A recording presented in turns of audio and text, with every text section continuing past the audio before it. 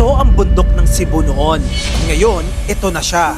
Worst flash flood in Cebu history. Yan ang sabi mismo ng governor ng Cebu. Sa mga nagkalat na larawan, parang nasa disaster movie ang probinsya. Patong-patong ang mga inanod na sasakyan. Pati sawa, nagsilabasan dahil sa baha. 66 ang patay, 26 ang nawawala at mahigit sa 706,000 na tao ang apektado. Pero teka, bagyo lang ba talaga ang dahilan o kagagawan din to ng mga tao? Ito ang mga itinuturong dahilan ngayon kung bakit nangyari ang pinakamalalang pagbaha sa kasaysayan ng Cebu. Una, andyan daw ang overdevelopment sa bundok, the Monterasas the Rise issue. Noong 2023, nag-viral ang post ni Atty. Jesus Falsis tungkol sa Monterasas the Rise, isang condo project sa mountainside ng Cebu. Ang kanyang post ay directed mismo kay Slater Young, engineer at developer ng nasabing proyekto. May tatlong tanong si Atty. Falsis kay Slater. Una, ilang hectares ng mga puno ang pinuputol para maipatayo ang mga condos. Pangalawa, kaya daw bang pantayan ng concrete at irrigation system ang kakayahan ng mga ugat ng mga puno na sumipsip ng ulan? Ang pangatlong tanong niya, may environmental impact assessment ba silang maipakita? Marami na kasing residente ang nagrereklamo na bago daw itinayo ang Monterasas, hindi pa sila binabaha noon. Pero pagkatapos nito, biglang nagkaroon na ng flash flood sa Guadalupe Heights. Ang dating matabang bundok, naging sementadong slide ng tubig daw. Reason number 2, andyan ang quarrying at dolomite mining. Kung iisipin mo, ang kabundukan ng Cebu ay mayaman sa granite at dolomite. Pero ngayon, para na itong keso na puro butas dahil sa quarrying. Ayon sa kudaw.org, may 11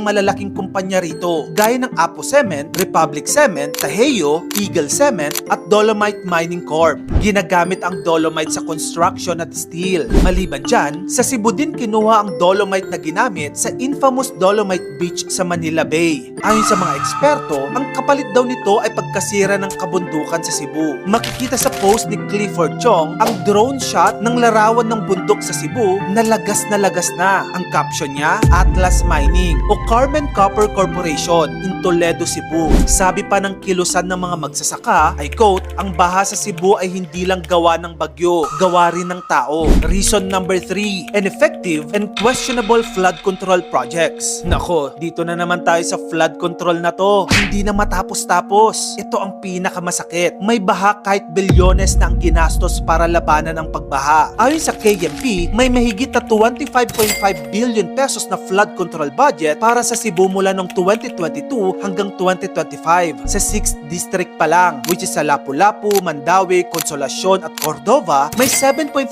billion pesos na proyekto ang flood control. At sa Cebu City mismo, 3.8 billion pesos ang nagastos nila sa 3 taon. Pero ang tanong, nasaan ang resulta ng bilyong-bilyong pisong flood control projects na ito? Reason number 4, nature's payback plus climate change. Syempre, hindi rin natin maaalis ang epekto ng climate change. Sabi ng Pag-asa, ang ulan ni Tino ay katumbas ng 1 buwan at kalahati ng ulan sa 1 araw lang. Kung sira na ang watershed at barado pa ang drainage, matik yan. Instant swimming pool ang buong lungsod. So yun na nga mga kamagkano, ang baha ay hindi lang problema ng ulan. Problema din yan ng